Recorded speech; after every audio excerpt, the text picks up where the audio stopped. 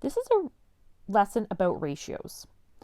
By the end of this lesson, you should be able to identify what is a ratio, how can ratios be written in different ways, how can you simplify ratios to lowest terms, and how do you know if ratios are equivalent. Let's define what is a ratio first. So a ratio is simply a way to compare two values. In the picture, we have 2 orange stars to 3 red circles. So we can write the ratio of the number of orange stars to red circles as 2 to 3. We can write ratios in 3 different ways. We can write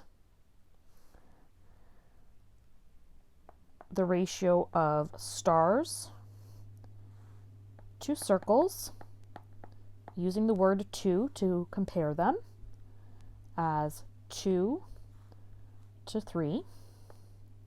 We can use a colon to compare stars to circles. So again, 2 to 3. And each of those numbers, the 2 and the 3, are called terms. And finally, we can write a ratio as a fraction. So stars we'll write in the numerator, circles in the denominator, and we have the fraction 2/3.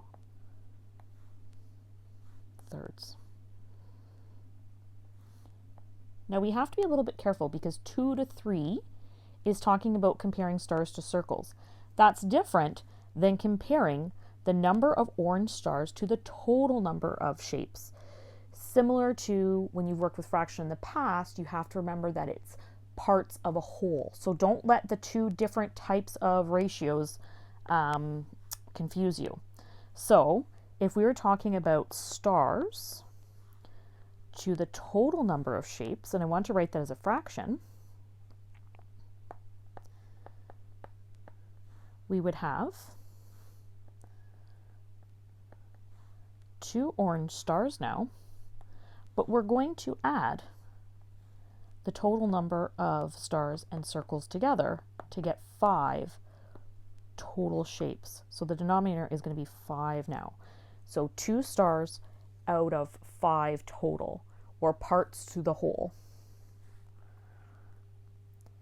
If I talk about a ratio in lowest terms, what I'm doing is I'm looking at a ratio. So let's say 4 to 6. And if I want to reduce that to lowest terms, I'm looking to see if I take both of the terms and I divide them by the same number, will I end up with numbers that both only divide by 1? So if I divide 4 by 2 and 6 by 2, the same number, I end up with 2 to 3. So I can make those numbers both smaller by dividing them both by 2. Whatever I do to the one number, I have to do to the other number. And then what we'll realize is that 2 and 3, the only common number or factor that would multiply to 2 and to 3 would be 1. So we know we're done.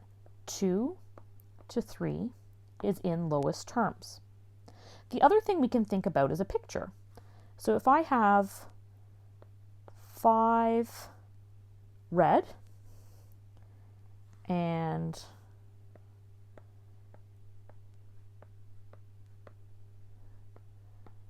1, 2, 3, 4, 5, 6, 7, 8, 9, 10 purple, I can write that ratio as 5 reds to 10 purple. And hopefully you can tell me that's not in lowest terms because I can divide both of those numbers by 5. 5 divided by 5 gives me 1, and 10 divided by 5 gives me 2. So 1 to 2 is lowest terms. In terms of the picture though, what I should be able to notice is that I'm able to divide the groups that are given into even simpler groups where you keep the same number of reds and purples in each group.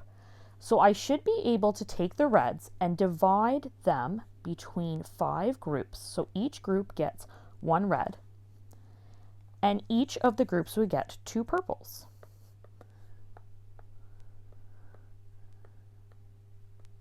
So now I have a simpler group. This is the group that represents lowest terms. And it's not a coincidence that these 5 groups, there's 5 groups, and the number we could divide by was 5.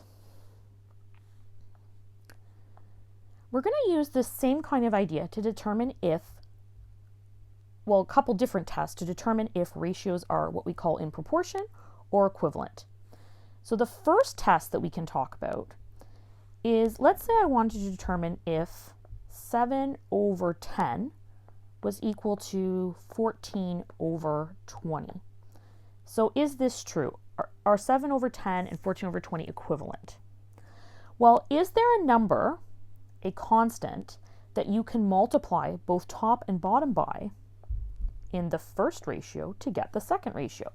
So hopefully by just kind of looking at it, we can see if I double 7 or multiply it by 2, I get 14, and 10 times 2 is 20.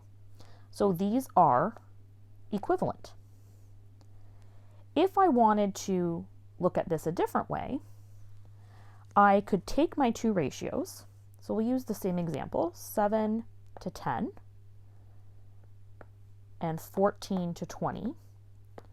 And I could show that they're equivalent or in proportion by taking each of the individual ratios and writing them in simplest form. So the only number that can divide 7 and 10, the only common factor we say is 1. So this is already in simplest form.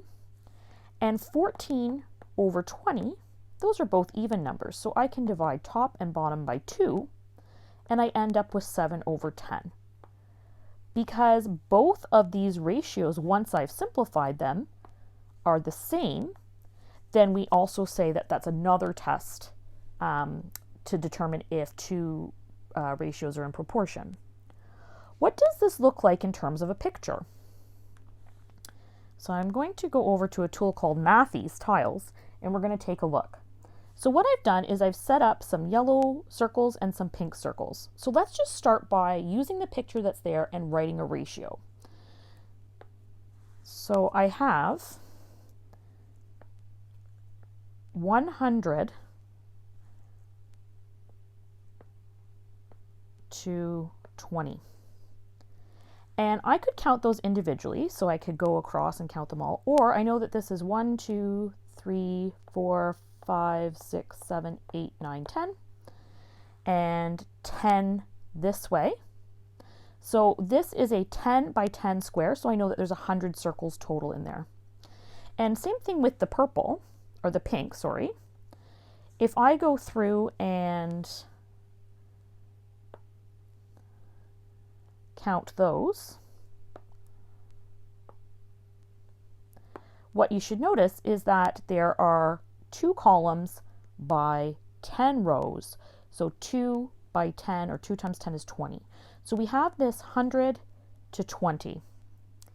And this is clearly not in simplest form, because you'll notice that 120 both divide by 10, they both end in a 0.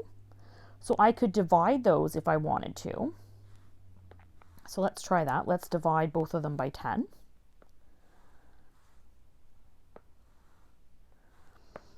And we would get 10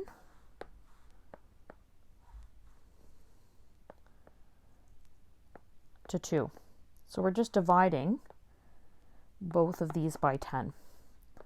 And we know from the previous example that that was really the equivalent of taking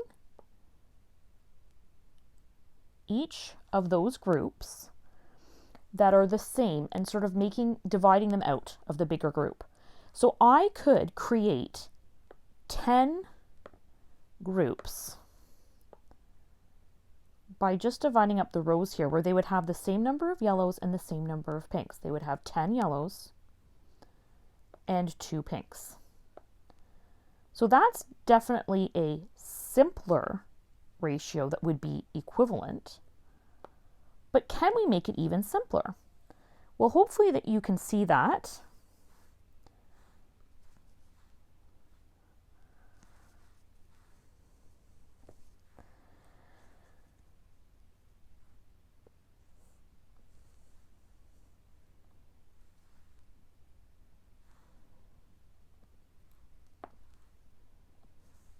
We can divide each of those row groups in half. So I could have 5 yellows and I could cut the pink in half as well. So I could have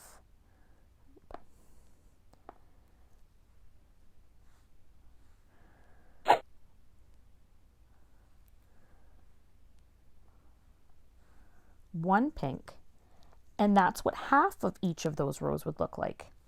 So I would be able to just take that group and copy it, and that would be the other group. And if you put those two groups together, you would get the full row. So now let's just take a look at that simplest group, and that should be our lowest terms. So 100 to 20 is equivalent to 10 to 2. And if we cut it in half again, so if we divide by 2, we end up with, in lowest terms,